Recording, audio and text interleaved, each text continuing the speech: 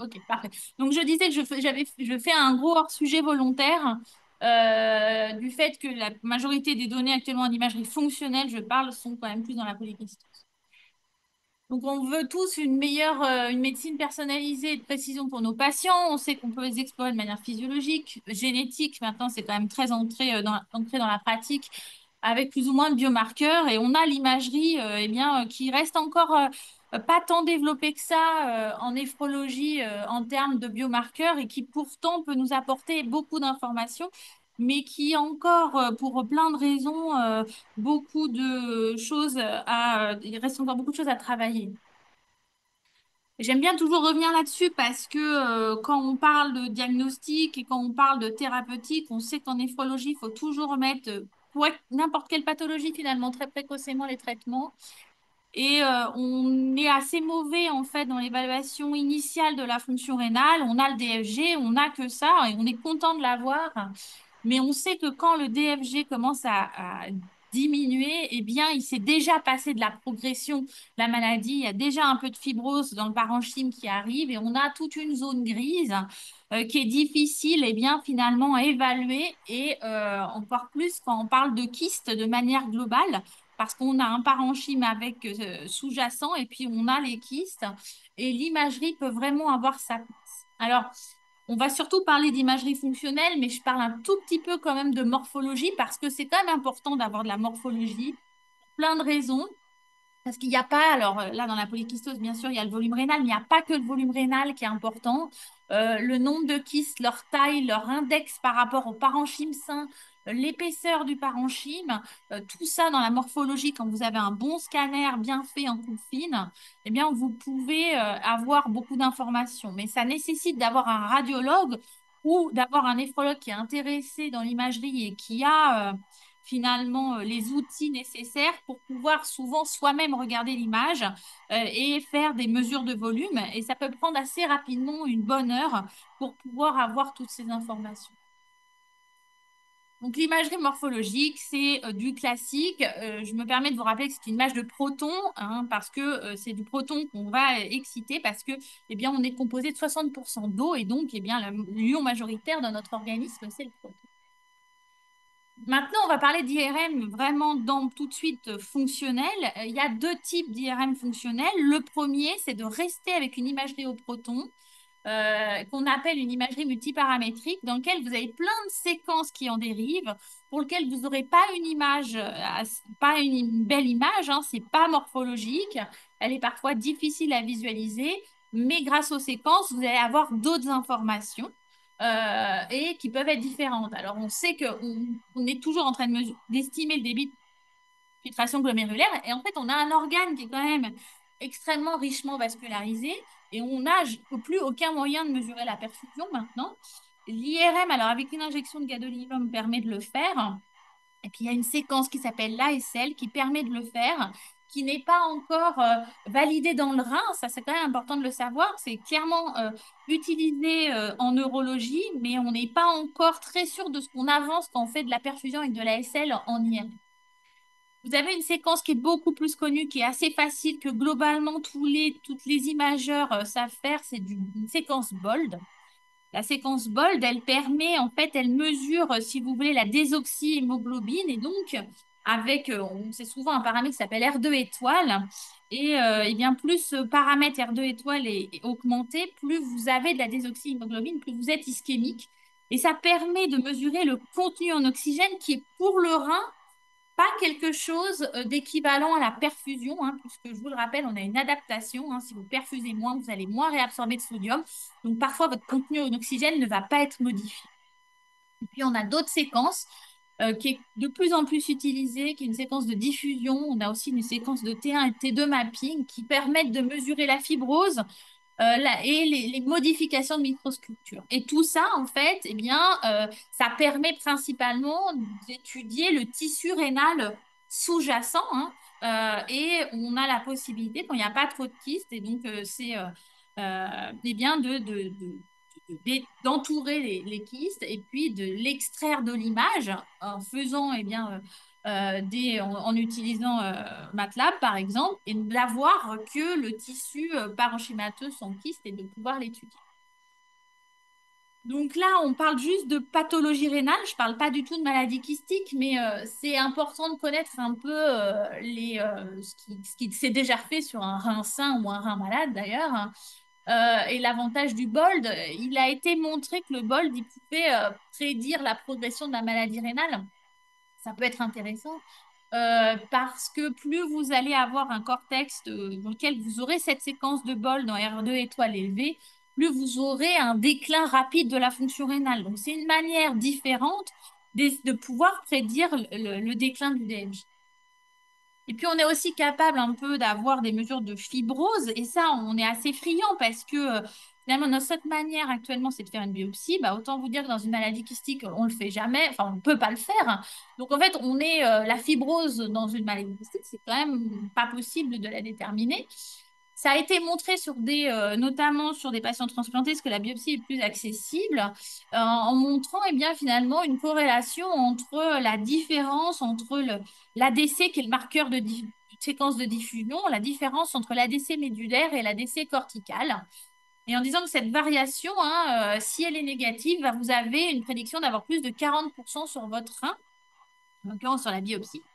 Et surtout, ça permet, hein, encore une fois, d'avoir une mesure globale de l'ensemble du rein ou territorial. Vous pouvez avoir finalement analysé le territoire que vous voulez et également sur reins séparés.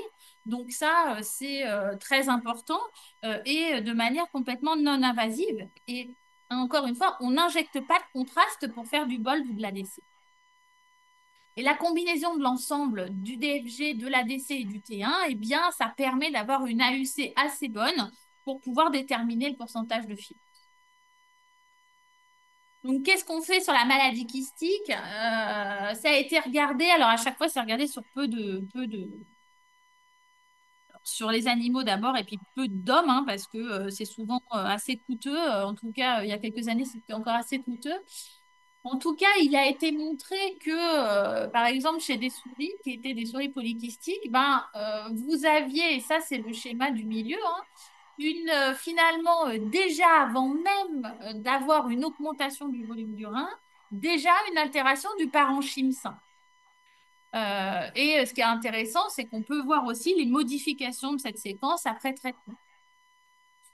Et ça a été toujours la question qu'on se pose, c'est est-ce que c'est confirmé chez l'homme? Et donc, il y a eu quelques travaux, mais jamais voilà, à 35 patients. Mais c'est intéressant de voir, comme vous pouvez voir là sur le schéma du milieu, hein, qu'on peut soit garder les kystes, soit étudier le rein total, soit étudier le parenchyme. Et ça a été, on a des patients avec une polykystose, hein, comparé à 10 patients contrôles qui n'avaient pas d'insuffisance rénale. On voyait que déjà, quand vous aviez une maladie kystique sans insuffisance rénale, vous aviez déjà eh bien, des modifications de la séquence de diffusion par rapport à un patient contrôle. Et que, eh bien, en fonction de la classification de votre pathologie, vous aviez déjà une altération du parenchyme. Alors, c'était étudié soit sur un rein total, soit sur la droite avec uniquement le parenchyme, mais vous pouvez déjà voir une modification de la fibrose du parenchyme sous-jacent qui est proportionnelle finalement eh bien, à la gravité de la maladie. Et dans le cas de la polykystose, on a une corrélation entre eh bien, les marqueurs de fibrose, les volumes rénaux et les volumes des kystes. C'est pour ça que je dis que, en tout cas pour ce qui est, comme il n'y a pas que le volume rénal, mais également le volume des kystes qui est étudié, eh bien, on peut imaginer faire une extension un peu sur les autres maladies kystiques pour lesquelles il n'y a pas forcément une augmentation du volume du rein, mais dans lesquelles il y a de nombreux kystes. Et il faut toujours un peu difficile d'étudier. Et puis, on peut également, grâce à la diffusion, hein, repérer des kystes qui sont hémorragiques. La séquence BOLD, donc, qui est, je vous rappelle, la mesure du contenu en oxygène, elle aussi, hein, ça a bien été montré que sous un parenchyme Là, en l'occurrence, l'étude, il prenait l'ensemble du volume rénal. Eh bien, on a des modifications assez euh, significatives, à la fois du contenu en oxygène entre des patients contrôle et des patients insuffisants rénaux, ou également sur eh bien, ce fameux ADC qui est le marqueur de fibrose ou en tout cas de modification architecturale. Chez des patients qui n'ont pas encore d'insuffisance rénale, hein, mais qui ont un volume un peu plus augmenté, qui ont des kystes surtout et qui n'ont pas de modification du débit sanguin rénal. Donc, c'est des patients peu sévères, encore sur le plan rénal, avec peu de kystes, mais dès le début, on voit une modification de ceci. Donc, comme je vous disais, l'IRM multiparamétrique, ça peut être du proton, une IRM en proton, et du proton avec des séquences et on va dire ouais, des séquences différentes, et on peut étudier le parenchyme sous-jacent. L'autre question qui se pose, c'est est-ce que c'est aussi intéressant d'étudier les kystes? Est-ce que c'est intéressant pour toute maladie kystique d'étudier la composition des kystes? Est-ce que c'est utile ou pas? Et donc, eh bien, autre que de l'IRM fonctionnel à base de protons, on peut également faire de l'IRM fonctionnel en eh bien, mesurant d'autres ions. Et notamment pour les kystes, on peut faire de l'IRM fonctionnel en imageant du sodium. Donc, le principe hein, de l'IRM au sodium, c'est, alors il faut quand même mieux avoir une 3T. Le principe, c'est eh bien, d'exciter non pas le proton, mais d'exciter l'ion sodium. Mais on a beaucoup, beaucoup moins d'ion sodium que de protons, donc l'image est beaucoup plus difficile à avoir, hein. Elle est beaucoup plus longue. Euh, et euh, il faut, eh bien, on ne stimule pas, on n'excite pas le noyau à la même fréquence. Donc, ça veut dire qu'il faut avoir une chaîne de radiofréquence supplémentaire à l'IRM que vous avez déjà, qui soit adaptée à l'anneau noyau qui est étudié. Il faut une antenne de surface spécifique. Alors, c'est mieux d'avoir, comme là, il y a une birdcage parce que vous avez un meilleur signal.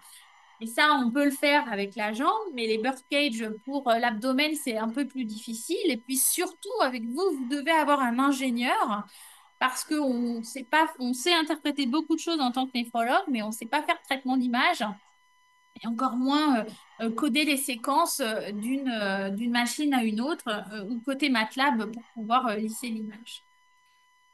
Euh, L'avantage de cette technique, c'est que vous rajoutez l'imagerie extranucléaire eh bien, sur du proton. Donc, en fait, vous pouvez avoir deux images et puis merger les deux images pour quand même savoir où votre sodium il se situe. Donc, comme je vous disais, c'est quand même, on est au tout début de la technique. Il y a peu de centres qui la font encore. La sensibilité de l'IRM, elle est environ 10% par rapport au proton. La résolution, elle est beaucoup plus basse, c'est beaucoup plus long de scanner. Et puis, nous, par exemple, enfin, moi, c'est tout ce que j'ai fait pendant mon postdoc au Canada et pour lequel, en fait, je continue de travailler avec mes collègues canadiens. On vient d'obtenir, nous, une IRM, mais on a énormément de travail par rapport justement eh bien, aux techniques et d'ingénieurs et de physiciens. Et on continue à à développer la séquence également là-bas au Canada. Et l'ingénieur, eh ben, c'est lui qui construit tous nos, tous nos coils. Donc, en fait, voilà, il a fait une birdcage de cerveau, une birdcage de cœur. C'est plus compliqué pour l'abdomen, mais au moins, on a deux coils qu'on peut mettre l'un sur l'autre. Juste pour dire un exemple, temps de scannage, donc une IRM au proton euh, au proton pour faire de la morphologie, plus un bold, plus un T1, plus une diffusion, plus un T2 mapping, vous en avez pour 15 minutes. Pour faire une jambe à l'IRM, vous en avez pour 15 minutes. Pour faire un rein en IRM, vous en avez pour 30 à 40 minutes. Donc, ça prend beaucoup plus de temps parce que, eh bien, on a beaucoup moins de sodium que de protons dans l'organisme. Alors, d'où ça vient et pourquoi on s'est mis à vouloir essayer de mesurer le proton? Eh bien, j'aime bien, enfin, les histoires sont toujours assez belles, et ça vient à la base et bien d'autres études qui avaient été faites pour étudier les cosmonautes dans l'espace. Enfin, pas les cosmonautes dans l'espace, mais l'isolement des cosmonautes. Et grâce à ça, ils ont pu recueillir beaucoup d'entrées et de sorties de sodium. Et ils se sont rendus compte que le sodium pouvait être dans la peau. Et ils se sont dit, ouais, mais ça ne servira à rien de le savoir si on n'est pas capable de le mesurer chez l'homme. C'est la raison pour laquelle la première des choses qui a été faite, c'était de mesurer le sodium dans la peau, comme vous pouvez voir. C'est ce que je vous dis, hein, pour avoir cette image, vous avez vu, qui est quand même beaucoup moins belle qu'un proton. Eh bien, vous mettez 15 minutes. Et puis, une fois qu'on était assez sûr de ce qu'on faisait sur la jambe, on s'est dit, est-ce qu'on ne pourrait pas avancer, et notamment dans la mesure de la performance rénale. Parce que, bah, comme je vous disais, on a des marqueurs biologiques, on peut mesurer le DFG, on peut faire des biopsies quand on peut, mais pas dans la maladie kystique. Mais le DFG, ça reste estimé un processus de filtration et ça n'explore pas une fonction médulaire. La seule chose qu'on a actuellement, c'est l'osmolarité urinaire, elle vaut ce qu'elle vaut, et en plus, bah, ça n'explore pas, ça explore l'ensemble des deux reins et pas un seul. Et nous, on s'était posé la question, euh, est-ce qu'on peut estimer la fonction médulaire? Je vous raconte tout ça pour vous expliquer comment on est arrivé à regarder les kystes, parce que spontanément, on ne s'est pas dit, tiens, chouette, on peut mesurer le sodium dans la peau, on va mesurer le sodium dans les kystes. Juste pour vous montrer, ça c'est l'IRM et ça c'est ces fameux deux coils qu'on passe en haut et en bas, dans lequel vous passez longtemps dans l'IRM. Mais en fait, on est capable et on a été capable, encore une fois, grâce à un travail assez exceptionnel de l'ingénieur, bah, vous pouvez voir d'avoir une très belle image de sodium dans le rein et donc de gradient corticomédulaire. Donc, le code couleur, là, c'est plus vous êtes rouge foncé et plus vous êtes concentré en sodium. Et vous voyez, on est capable de mesurer le gradient corticomédulaire. Comme on avait été capable de mesurer ça, on s'est dit, donc on ne peut pas être quantitatif hein, pour le gradient corticomédulaire, donc on ne peut pas dire il y a tant de concentration dans la médulaire, tant de concentration dans le sodium, donc on fait toujours principalement un ratio. Et donc on s'est dit, ok, est-ce que ce que l'on voit, est-ce que c'est vraiment un gradient corticomédulaire, est-ce qu'on est capable de le moduler?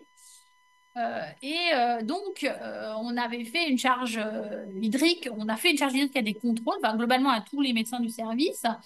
Et on a regardé si après une charge hydrique, on voyait des modifications du gradient corticomédulaire. Et vous pouvez voir que on a obtenu une très belle image hein, à jeun, où là, 12 heures de jeûne, on était extrêmement concentré. Et puis, vous pouvez voir après 45 minutes de charge hydrique, une corticomédulaire qui s'est excessivement diluée et puis une réaugmentation au fur et à mesure du temps. On est assez content de voir qu'effectivement, on avait une bonne corrélation. On voit bien, eh bien une diminution de l'osmolarité urinaire, une diminution du gradient corticomédulaire en IR. Et puis après, on s'est demandé, OK, mais ça donne quoi chez l'insuffisant rénal? Ça donne quoi chez le dialysé? Donc ça, on a changé de code couleur parce que ce code couleur nous permettait de mieux visualiser. Et ça, c'est un patient contrôle. Et vous pouvez voir un patient dialysé qui a encore une fonction rénale résiduelle. Et vous pouvez voir que, bah, il y a un peu de sodium un peu partout, mais on perd complètement l'architecture du rein.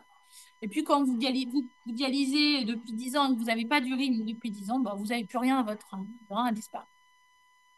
Et puis, en regardant comme ça, eh bien, on a en fait imagé un patient polykystique qui était qui urinait encore un peu, mais qui avait beaucoup de sodium et un gradient beaucoup trop important. Et on s'est dit, ça se trouve, c'est tout simplement les kystes qu'on image.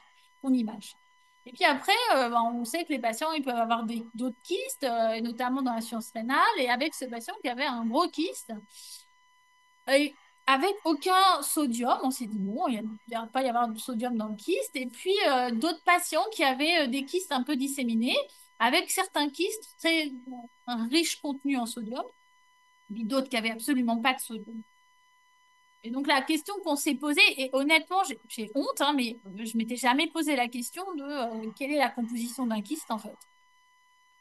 Donc, il a fallu rechercher loin dans la littérature. C'est un New England de 69, hein, pour montrer qu'effectivement, au moins dans la polykystose autosomique dominante, alors je sais pas, en fait, il y a déjà pas beaucoup, on a déjà galéré à trouver. Je ne sais même pas s'il y a des articles dans la DTKD pour connaître la composition des kystes. En tout cas, ce qu'on a voyé, en fait, finalement, c'était en IRM la même chose que ce qui avait été décrit il y a très longtemps. Il y a des kystes riches en sodium, des kystes qui sont très pauvres en sodium, avec tous une osmolarité identique, mais une composition de sodium différente, qui avait été retrouvée 20 ans plus tard, dans les années 80, en montrant que finalement les kystes qui provenaient du tubule proximal étaient différents, avaient une différence de contenu que ceux qui venaient du tube distal. Et donc, on s'est amusé à regarder différents patients polykystiques avec eh bien, des fonctions rénales différentes pour voir ce qu'on arrivait à mesurer eh bien, dans dans les kystes. Et vous pouvez voir, hein, par exemple, sur ce patient-là, hein, qui a eh bien, un énorme kyste, par exemple, lui n'avait pas du tout de contenu en sodium. D'autres, on voit ce kyste-là, eh ben, il était très riche en sodium. Et en fait, on s'est rendu compte qu'on avait des patients, effectivement, qui avaient beaucoup de sodium dans leur kyste et d'autres qui avaient des kystes qui semblaient être peu faibles en sodium. On n'a pas avancé, mais la question qui se pose légitimement, c'est est-ce que c'est la même chose dans les DTKD? Alors, comme c'était le premier papier qui faisait de l'IRM au sodium dans les polykystoses, ben, on n'a pas d'idée, encore ça n'a pas été fait. Alors, je sais qu'en Allemagne, il y a des centres qui ont l'IRM au sodium, et notamment Christian Kopp. Donc, je ne sais pas s'il est prévu aussi de rajouter cette séquence, mais enfin, ça serait vraiment intéressant de savoir. Et justement, en parlant de Christian Kopp, donc on avait publié ça, et puis, bah, vous savez, vous vous dites toujours, est-ce que ce que je vois, c'est vraiment ce que je vois? Et il a montré ça à une poster commentée à l'EDTA cette année à Vienne. Et donc eux, ils avaient la chance d'avoir une 7T en imagerie au sodium, donc c'est encore le must du must, et qui montrait exactement la même chose. Et ils ont pu, avec des kystes riches en sodium, des kystes pauvres en sodium, et c'est intéressant parce qu'ils ont des reins polykystiques ex vivo. Et donc, ils ont été capables de montrer une vraie corrélation entre ce qu'ils ont mesuré dans les kystes et ce qu'ils ont vu en IRM 7T. Donc, a priori, il semble, ce qu'on arrive à visualiser, eh ben, c'est des choses qui correspondent à la réalité. Donc, de toute façon, je vais assez courte, parce que vous pouvez voir, il y a quand même très peu de données. Il y a beaucoup, beaucoup, beaucoup de questions et peu de réponses. Alors, la question, c'est est-ce que c'est un bon outil de diagnostic? Diagnostic, je ne sais pas, parce que je ne suis pas sûre qu'on puisse faire vraiment la différence entre différentes maladies kystiques, et on a la génétique qui nous aide. Par contre, un diagnostic précoce de l'altération du parenchyme rénal sous-jacent, j'en suis absolument convaincue. Ça va vraiment être intéressant, d'autant plus que je pense que dans toutes les pathologies arrivent quand même de plus en plus de thérapeutiques, et que ça pourra peut-être suivre de manière plus précocement ou avoir des endpoints plus précoces. Mais il faut savoir, on n'a pas vraiment de données dans la DTKD, mais je suis ravie de voir que ça va arriver, que tout reste vraiment à faire. Et surtout, ce qui est important de savoir quand même, et qui est la grande limitation, et c'est pour ça que l'imagerie fonctionnelle, elle n'est pas diffusée vraiment encore dans le monde, c'est que les IRM ne sont pas comparables. Vous ne pouvez pas comparer une 1,5T à une 3T à une 7T, bon ça on le sait déjà, mais vous ne pouvez pas comparer les manufactures entre eux. Vous allez avoir un peu des différences de valeur. Une GE, c'est pas la même chose qu'une Siemens, c'est pas la même chose qu'une Philips. Et donc ça limite un peu. Donc en fait là, il y a un vrai travail, je pense, de coordination entre les différents manufacteurs pour pouvoir, on va dire, utiliser et l'utiliser à grande échelle, parce que c'est toujours intéressant d'avoir un petit peu de données, mais je pense que ce qui sera vraiment intéressant, c'est d'avoir des données à l'échelle nationale sur plusieurs centres, toutes poulées entre elles, pour pouvoir répondre à la question, hein.